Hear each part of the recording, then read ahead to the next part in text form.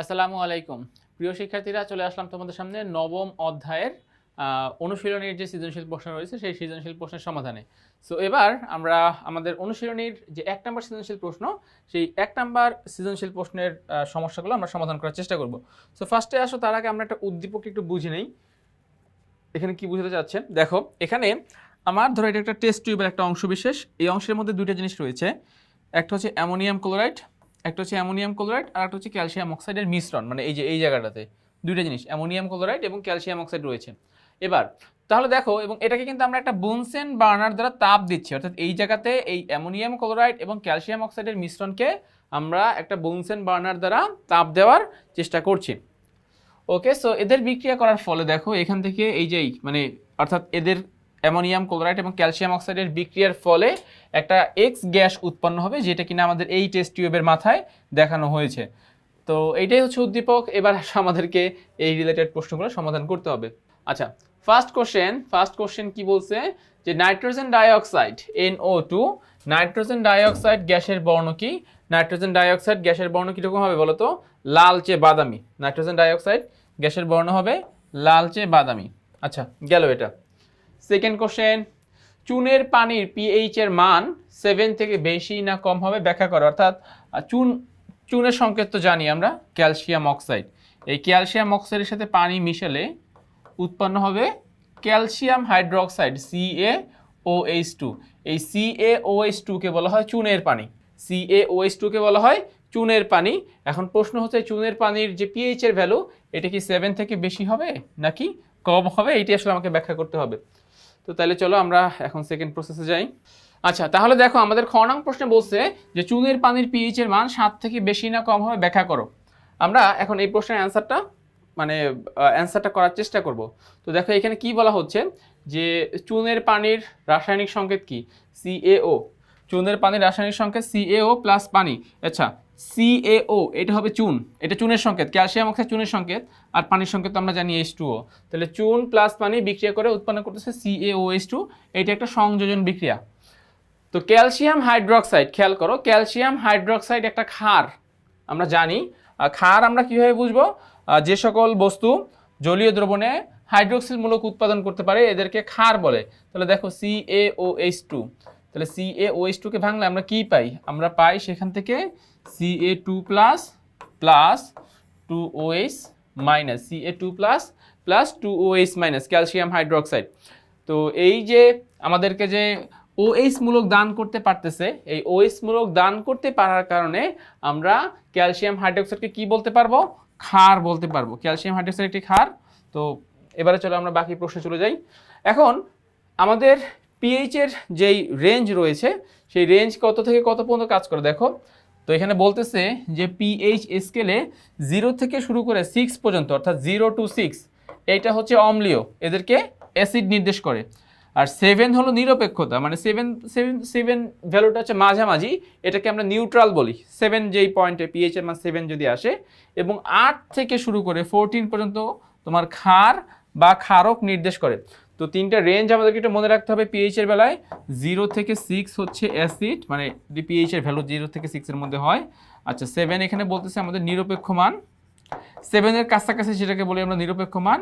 আর 8 থেকে 14 হচ্ছে ক্ষার বা ক্ষারক, যেটাই বলো না কেন, ক্ষার বা ক্ষারক 8 থেকে 14। তো যেহেতু এখানে আমরা অলরেডি প্রমাণ করতে পারছি অ্যানাদার ওয়েতে যে আমাদের ক্যালসিয়াম হাইড্রোক্সাইডের মধ্যে OH মূলক আছে, তার মানে এটা অবশ্যই একটা ক্ষার হবে। এবং ক্ষার যেহেতু হবে, তার অবশ্যই তার পিএইচ এর রেঞ্জ কত থেকে কতর মধ্যে থাকবে? 8 থেকে 14। পিএইচ এর রেঞ্জ থাকবে এদের 8 থেকে 14 এর মধ্যে। তাহলে আমাদের ক্ষয়ের অ্যান্সারটিও কমপ্লিট হয়ে গেল। আমরা আশা করতেছি তোমরা এই অংশটুকু বুঝতে পেরেছো। এখানে এটা বলছে যে সুতরাং ফাইনাল লাইনটা বা বটম লাইনটাতে যদি ফোকাস করো, সুতরাং চুনের পানির ক্ষার হওয়ায় এর পিএইচ এর মান 7 থেকে বেশি হবে। এখানে অন্য একটা উপায় বলছে, 7 তো জানি আমরা নিউট্রাল, 7 থেকে বেশি হবে পিএইচ এর মান, এদের 7 থেকে বেশি হবে চুনের পানির ক্ষেত্রে যদি আমরা বলতে চাই। ওকে, গেল এটা। এবারে যাচ্ছি আমরা আমাদের গ নাম্বার প্রশ্নে কি বলছে দেখো, যে এক্স গ্যাসটির জলীয় দ্রবণের একটি রাসায়নিক ধর্ম ব্যাখ্যা করো। এই যে এক্স গ্যাস আমাদের কে হবে আমি আসলে জানি না, আমাকে এখন বিক্রিয়া করে ফার্স্টে এই এক্স গ্যাস আইডেন্টিফাই করতে হবে। শুধু আইডেন্টিফাই করলেই হবে না, এরপরে আমাকে এর জলীয় দ্রবণ নিয়ে কথা বলতে হবে। জলীয় দ্রবণ মানে কি, মানে ওই এক্স গ্যাসের সাথে আমরা পানির বিক্রিয়া ঘটাবো, জলীয় দ্রবণ উৎপন্ন করব। তো এরপরে এরপর এটার বাকি যে কাজগুলো আছে সেই কাজগুলো আমাদেরকে কমপ্লিট করতে হবে। তো চলো তাহলে আমরা এখন এটা গ নিয়ে কথা বলবো আমরা। ওকে, সো ফার্স্টে আসে আমরা এক্স গ্যাসটা আইডেন্টিফাই করি। কি বলছে, এক্স গ্যাস কীভাবে আইডেন্টিফাই করবো? এখান থেকে বিক্রিয়া করব ammonium chloride plus calcium oxide. তো আমাদের প্রথম কাজ এদের মধ্যে বিক্রিয়া ঘটিয়ে এদেরকে আইডেন্টিফাই করা, এক্স গ্যাস আইডেন্টিফাই করা। তো দেখো ammonium chloride plus calcium oxide বিক্রিয়া হবে। তো অ্যামোনিয়াম ক্লোরাইডকে যদি আমরা দুই ভাগে ভাগ করি আমরা কি পাই? আমরা পাই ammonium ion, chloride ion. Calcium অক্সাইডকে যদি আমরা দুই ভাগে ভাগ করি তাহলে আমরা কি পাই? Calcium 2 plus oxygen 2 minus. আচ্ছা, এখন এই ক্যালসিয়াম যাবে কার সাথে? ক্লোরিনের সাথে, তাই না? কারণ পজিটিভ নেগেটিভ একটা বন্ডিং কাজ করবে। তাহলে উৎপন্ন হবে calcium chloride, CaCl2, calcium chloride উৎপন্ন হবে। অ্যামোনিয়ামকে যদি আমরা দুই ভাগে ভাগ করি সেখান থেকে আমরা কি পাবো? সেখান থেকে আমরা পাবো ammonia plus hydrogen ion, NH4 plus. তো দুই ভাগে ভাগ করলে অ্যামোনিয়া প্লাস হাইড্রোজেন আয়ন পাওয়া যাচ্ছে। আর এই হাইড্রোজেন আয়ন আর অক্সিজেন আয়ন বিক্রিয়া করে তৈরি করবে পানি। তাহলে আমরা সরাসরি অ্যামোনিয়া গ্যাস পাচ্ছি, প্লাস এর সাথে আমরা কি পাচ্ছি? এর সাথে পাচ্ছি আমরা পানি।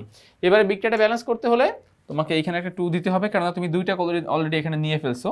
তাহলে এখানেও তো ক্লোরিন 2টা লাগবে, তো এটাও তো 2টা, তাহলে তো এটাও 2টা, তাহলে এটাও 2টা, তাহলে 2NH3, তাহলে এখানে একটা 2 দিতে হবে।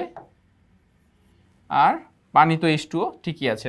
তো এক্স গ্যাসকে বলো তো, এক্স গ্যাস হবে আমাদের এই অ্যামোনিয়া গ্যাস, এই যে 2NH3, এটাকে আমরা বলতে পারবো এক্স গ্যাস। এক্স গ্যাসটি হচ্ছে আর কেউ না, এক্স গ্যাসটি হবে কে? অ্যামোনিয়া। আচ্ছা, এরপরে আমাদের এখন তাহলে আমরা এক্স গ্যাস আইডেন্টিফাই করে ফেলছি। এখন এই এক্স গ্যাসের বৈশিষ্ট্যগুলো আমাকে এখন ব্যাখ্যা করতে হবে। ওকে,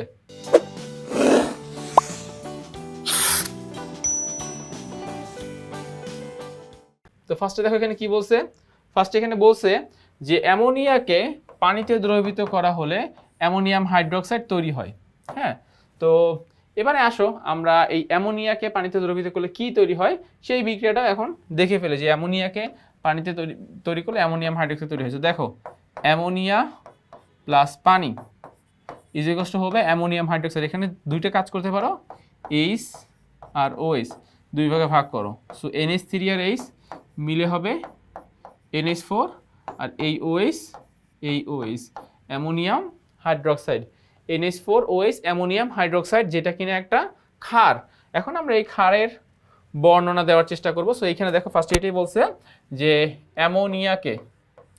অ্যামোনিয়াকে পানিতে দ্রবীভূত করা হলে অ্যামোনিয়াম হাইড্রোক্সাইড তৈরি হয়, যা একটি ক্ষার। কেননা এই অ্যামোনিয়াম হাইড্রোক্সাইডকে ভেঙে আমরা অ্যামোনিয়াম আয়ন এবং হাইড্রোক্সিল আয়ন উৎপন্ন করতে পারি। সো বিক্রিয়া দেখো, এই যে এখানে দেখাচ্ছে যে অ্যামোনিয়া প্লাস পানি is equals two ammonium hydroxide, যেটা তোমাদেরকে একটু আগে দেখিয়েছি। দেন এই অ্যামোনিয়াম হাইড্রোক্সাইডকে দেখো, আমরা এই অ্যামোনিয়াম হাইড্রোক্সাইডকে যদি দুই ভাগে ভাগ করি, এই যে অ্যামোনিয়াম হাইড্রোক্সাইডের অ্যাকোয়া সলিউশন নিলাম, দেন সেখান থেকে পাচ্ছি আমরা অ্যামোনিয়াম আয়ন এবং হাইড্রোক্সিল আয়ন। তাহলে আমরা এই যে অ্যামোনিয়াম হাইড্রোক্সাইডকে যে ক্ষার বলতেছি, এই যে অ্যামোনিয়াম হাইড্রোক্সাইডকে যে আমরা ক্ষার বলতেছি, এই ক্ষার বলার পিছনের মূল রিজন কি? অ্যামোনিয়াম হাইড্রোক্সাইডকে ভাগ করলে তোমরা একটা হাইড্রোক্সিল মূলক তৈরি করতে পারতেছো, বা একটা হাইড্রোক্সিল মূলক আমরা তার থেকে পাচ্ছি। যেহেতু একটা হাইড্রোক্সিল মূলক আমরা তার থেকে পাচ্ছি, সেহেতু আমরা অ্যামোনিয়াম হাইড্রোক্সাইডকে একটি ক্ষার বলতে পারবো। আচ্ছা, এবারে তাহলে আমাদের এই রাসায়নিক ধর্ম নিয়ে কথা বলতে বলছে। তার মানে এখন আসো এই রাসায়নিক ধর্ম। তাহলে রাসায়নিক ধর্ম অনেক কিছুই হতে পারে। নাম্বার 1 যেটা ফার্স্ট, মানে প্রথম যেটা আমরা বলতে পারি যে অ্যামোনিয়াম হাইড্রোক্সাইড যেহেতু একটা ক্ষার, তার মানে কি অ্যাসিডের সাথে বিক্রিয়া করে লবণ পানি উৎপন্ন করবে। তো দেখো, যেহেতু এটা ক্ষার, তাহলে ক্ষারের যত বৈশিষ্ট্যপূর্ণ বিক্রিয়া আছে এই সমস্ত বৈশিষ্ট্যপূর্ণ বিক্রিয়ায় কিন্তু অ্যামোনিয়াম হাইড্রোক্সাইড দিতে পারবে। ফর এক্সাম্পল, আমরা যদি বলি যে অ্যামোনিয়াম হাইড্রোক্সাইড HCl এর সাথে বিক্রিয়া করতেছে, তাহলে এখানে কি প্রশমন বিক্রিয়া সম্পন্ন হবে, তাই না? তাহলে ভাগ করো, এটা কমপ্লিট করো, যে এখান থেকে তুমি পাচ্ছ NH4, আর এখান থেকে পাচ্ছ কি হাইড্রোক্সিল, এখান থেকে কি পাচ্ছ H+, এখান থেকে কি পাচ্ছ Cl-, তাই না? তাহলে H+ আর OH- মিলে কি উৎপন্ন করতেছে? H2O, আর Cl- আর NH4+ মিলে উৎপন্ন করতেছে অ্যামোনিয়াম ক্লোরাইড। তাহলে অ্যামোনিয়াম হাইড্রোক্সাইড আর HCl বিক্রিয়া করে অ্যামোনিয়াম ক্লোরাইড এবং পানি উৎপন্ন করতে পারলো। তার মানে এখান থেকে আমরা কি প্রমাণ পাচ্ছি? এখান থেকে আমরা প্রমাণ পাচ্ছি অ্যামোনিয়াম হাইড্রোক্সাইডের মধ্যে ক্ষারের বৈশিষ্ট্য আছে। তাহলে ক্ষারের বৈশিষ্ট্য কি?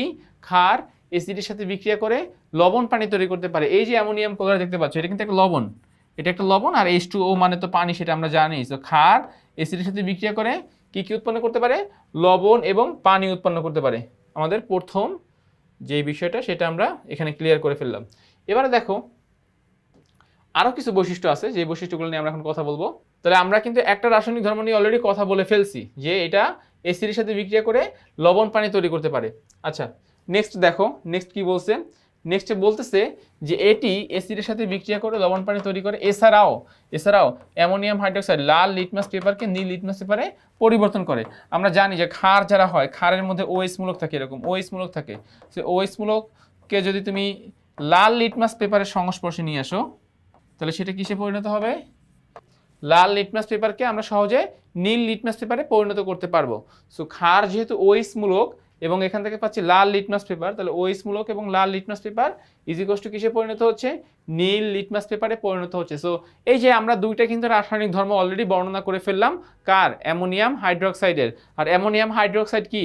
X গ্যাসের জলীয় দ্রবণ। তাহলে ফাইনালি বলা যায় যে উদ্দীপকের X গ্যাসের জলীয় দ্রবণ একটি ক্ষার, এবং তার দুইটা যদি রাসায়নিক ধর্ম বর্ণনা করি, একটা হচ্ছে সে অ্যাসিডের সাথে বিক্রিয়া করে লবণ পানি উৎপন্ন করতে পারে, আর অ্যানাদার সে জলীয় দ্রবণে লাল লিটমাসকে নীল লিটমাসে পরিণত করে। ব্যাস, আমাদের এইটুকুতে আমাদের গয়ের অ্যান্সারটা হয়ে যাবে।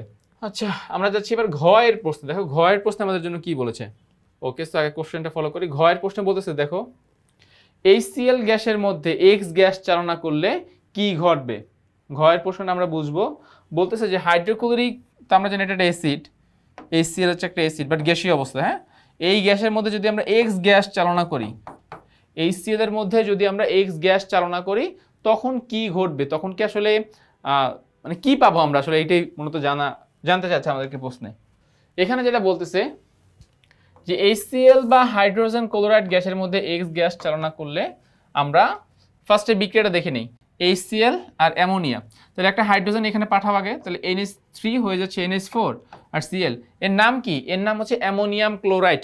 এই যে যৌগটা আমরা পেলাম, এই অ্যামোনিয়াম ক্লোরাইড। তো এখন এই অ্যামোনিয়াম ক্লোরাইড সম্পর্কে আমরা একটু বর্ণনা দিব। প্রথম কথা হচ্ছে যে অ্যামোনিয়াম ক্লোরাইড সাদা মানে ধোঁয়া সৃষ্টি করতে পারে মেঘের মতো। তো এখন দেখো এই কথাগুলোই বলছে যে অ্যামোনিয়াম ক্লোরাইড একটি কঠিন পদার্থ, অ্যামোনিয়াম ক্লোরাইড একটি কঠিন পদার্থ। HCl এবং অ্যামোনিয়া গ্যাসের বিক্রিয়া শুরুতে উৎপন্ন হয় এবং এর অণুগুলো আসার আগ পর্যন্ত বিক্রিয়া অঞ্চলে সাদা ধোঁয়া, যেটা বলছিলাম যে সাদা ধোঁয়া বা মেঘের মতো একটা অবস্থা সৃষ্টি করে। মানে তুমি তো HCl একটা গ্যাস, খেয়াল করো, HCl একটা গ্যাস, অ্যামোনিয়াও একটা গ্যাস, দুইটাই গ্যাস। তাহলে এরা বিক্রিয়া করে যে প্রোডাক্ট উৎপন্ন করবে, সেই প্রোডাক্টের প্রাথমিক অবস্থা থাকবে তো গ্যাসীয়, এবং যখন এই অ্যামোনিয়াম ক্লোরাইড গ্যাসীয় অবস্থায় থাকবে, আমরা তাদেরকে সাদা ধোঁয়া বা মেঘের মতো একটা অবস্থা আমরা সেখানে দেখতে পাবো, যখন অ্যামোনিয়াম ক্লোরাইডটা একদম বিক্রিয়া শুরুতে যখন মানে গ্যাসীয় অবস্থায় থাকবে। বাট ধীরে ধীরে সে যখন তাপমাত্রা আস্তে আস্তে কমবে, তখন সে আস্তে আস্তে কঠিন হবে। আচ্ছা, তাহলে বলতেছে যে এটি একটা সংযোজন বিক্রিয়া। সংযোজন বিক্রিয়া কেন বলছে? বিক্রিয়াকে কয়টা বস্তু, একটা আর এই একটা, কয়টা? দুইটা। এই দুইটা বস্তু বিক্রিয়া করার ফলে আমরা এখান থেকে পাচ্ছি শুধুমাত্র একটা বস্তু, অ্যামোনিয়াম ক্লোরাইড। সো এটাই বলছে যে সাদা ধোঁয়া বা মেঘের মতো অবস্থা সৃষ্টি করে। এটি একটি সংযোজন বিক্রিয়া যা গ্যাসীয় বিক্রিয়া সমূহ থেকে কঠিন উৎপাদের সৃষ্টি হয়। মানে গ্যাসীয় বিক্রিয়া, মানে গ্যাসীয় বিক্রিয়ক। HCl কি? গ্যাসীয়। অ্যামোনিয়া কি? গ্যাসীয়। তো গ্যাসীয় থেকে আমরা এই যে উৎপাদ যেটা পাচ্ছি সেটা কি? কঠিন। মানে শুরুতে গ্যাসীয় থাকলে ধীরে ধীরে তারা কি হয়ে যায়? কঠিনে রূপান্তরিত হয়ে যায়। আচ্ছা, এবারে খেয়াল করো আরও কিছু কথা এখানে বলছে যে অ্যামোনিয়াম ক্লোরাইড একটি কঠিন পদার্থ। আচ্ছা, দেখো এখানে কি বলছে, এই বিক্রিয়ায়, মানে আমরা মাত্র যে বিক্রিয়াটা কমপ্লিট করলাম সেই বিক্রিয়ার কথা বলতেছে যে এই বিক্রিয়ায় HCl গ্যাস হলো তীব্র অ্যাসিড, মানে এটা তীব্র। আমাদের অ্যাসিডের মধ্যেও আছে তীব্র, আছে মৃদু আছে। সো এই HCl হলো তীব্র অ্যাসিড এবং অ্যামোনিয়া হচ্ছে কি? মৃদু ক্ষার। তাহলে দেখো দুইটা কিন্তু সমান না। একটা, হ্যাঁ, অ্যামোনিয়া এটাকে আমরা ক্ষার বলি, HCl কে আমরা অ্যাসিড বলি, কিন্তু HCl এর শক্তি অনেক বেশি। অ্যাসিডদের মধ্যে একদম শুরুর দিকেই HCl থাকে, HCl H2SO4। কিন্তু অন্যদিকে অ্যামোনিয়া কিন্তু শক্তিশালী ক্ষার না, বরং অ্যামোনিয়া হলো একটা দুর্বল ক্ষার। ফলে এদের বিক্রিয়ায় যেই লবণটা সৃষ্টি হয়, লবণ বলতে আমরা অ্যামোনিয়াম ক্লোরাইডকে বুঝাচ্ছি। অ্যামোনিয়াম যে লবণ সৃষ্টি হয়, অ্যামোনিয়াম লবণটিকে আমরা অম্লীয় লবণ বলি, অম্লীয় লবণ। এখন কেন এটাকে আমরা অম্লীয় লবণ বললাম? কারণ কি দেখো, কারণ অ্যাসিড এবং ক্ষার বিক্রিয়া করার সময় যে লবণ উৎপন্ন হয়, এই লবণটা ডিপেন্ড করে অ্যাসিড এবং ক্ষার উভয়ের উপরেই। কীরকম লবণ তৈরি হবে সেটা তোমার অ্যাসিড এবং ক্ষার উভয়ের উপরে নির্ভর করে। যদি দুইটা মানে অ্যাসিড এবং ক্ষার উভয় যদি সক্রিয় হয় তাহলে লবণ হয় নিরপেক্ষ প্রকৃতির, আর যদি অ্যাসিড সক্রিয় হয় তাহলে লবণটা হয় অম্লীয়, যদি ক্ষার সক্রিয় হয় তাহলে লবণটা হয় ক্ষারীয়। আবার দুইজনেই যদি একদম কম সক্রিয় হয়, মানে কোনো স্ট্রং কেউ নাই, দুর্বল অ্যাসিড দুর্বল ক্ষার, তাহলে ওই লবণটাও কিন্তু তোমার নিরপেক্ষ প্রকৃতির লবণ হতে পারবে। তো সেই হিসেবে দেখো আমরা এখানে অ্যামোনিয়াম ক্লোরাইডকে দিলাম। আচ্ছা, সো এখানে আমরা অ্যামোনিয়াম ক্লোরাইডকে নিয়ে ভাগ করে আমরা কি পাচ্ছি? অ্যামোনিয়াম আয়ন এবং ক্লোরাইড আয়ন। আচ্ছা, যে অ্যামোনিয়াম আয়ন পানিকে কি করতে পারে? হাইড্রোজেন আয়ন দান করতে পারে। ফলে এই অ্যামোনিয়াম আয়নকে আমরা কি বলতে পারবো বলো তো? অ্যামোনিয়াম আয়নকে আমরা ক্ষারক, মানে বলতে অ্যামোনিয়া জাস্ট এখান থেকে হচ্ছে আর কি, পৃথক হচ্ছে, অ্যামোনিয়াম থেকে অ্যামোনিয়া পৃথক হচ্ছে, আর হাইড্রোজেন হাইড্রোনিয়াম আয়নে পরিণত হয়ে গেল। তো ফাইনাল কথা কি দেখো, HCl গ্যাস এবং অ্যামোনিয়া গ্যাসের বিক্রিয়ায় অ্যামোনিয়াম ক্লোরাইড সৃষ্টি হয়, যা জলীয় দ্রবণে অম্লত্ব প্রদর্শন করে। অর্থাৎ এই যে যৌগটা অ্যামোনিয়াম ক্লোরাইড, এই অ্যামোনিয়াম ক্লোরাইড জলীয় দ্রবণে কীরকম? এটা কিন্তু লবণ, দেখো খেয়াল করে, এটা একটা লবণ, কিন্তু লবণ হলেও এই লবণটা আসছে কি? অ্যাসিড এবং ক্ষার থেকে, অ্যাসিড এবং ক্ষার থেকে আসে। সো অ্যাসিড যেহেতু বেশি সক্রিয়, তখন কি হয়? আমাদের লবণটা অম্লীয় প্রকৃতির হয়। তাহলে এই লবণটা অম্লীয় প্রদর্শন, মানে অম্লীয় প্রকৃতির দেখাবে। এবং সে আরও একটা কাজ করবে, যেহেতু অম্লতার গায়ের সাথে মানে কথার সাথে জুড়ে যাচ্ছে, তাহলে সে নীল লিটমাসকে লাল লিটমাসে পরিণত করবে। তো এইভাবে কিন্তু আমরা আমাদের ঘয়ের প্রশ্নের অ্যান্সারটা লিখবো। ফার্স্টে আমরা বিক্রিয়া দেখাবো, দেন অ্যামোনিয়াম ক্লোরাইডের সাথে আমাদের অ্যামোনিয়া এবং আরও যে ইগুলো আছে সেগুলোর আমরা বর্ণনা দেখাবো। এরপরে আমরা এখান থেকে ধীরে ধীরে ধীরে আমরা বলবো যে অ্যামোনিয়াম ক্লোরাইড একটা লবণ, বাট এটা একটা অম্লীয় লবণ, কারণ এর যেই অ্যাসিড ছিল, মানে এই লবণটা তো অবশ্যই অ্যাসিড এবং ক্ষারের সমন্বয়ে সৃষ্টি হয়েছে, এর সাথে যে অ্যাসিড ছিল সেই অ্যাসিডটা অনেক শক্তিশালী অ্যাসিড ছিল, এই জন্য এই লবণটা হবে অম্লীয় লবণ। এবং জলীয় দ্রবণে নীল লিটমাসকে লাল লিটমাস, নর্মালি অ্যাসিডটা যেই কাজটা করে যে নীল লিটমাসকে লাল লিটমাসে পরিণত করে, এখানেও জাস্ট সেম কাজটাই হবে আর কি। ওকে, তো তাইলে তোমরা ক, খ, গ, ঘ চারটা প্রশ্নের অ্যান্সারই প্রপারলি বুঝতে পেরেছো। আজকে এই পর্যন্তই। নতুন কোনো পর্বে আবার তোমাদের সাথে দেখা হবে। ততক্ষণ পর্যন্ত সবাই ভালো থাকো, সুস্থ থাকো। আল্লাহ হাফেজ।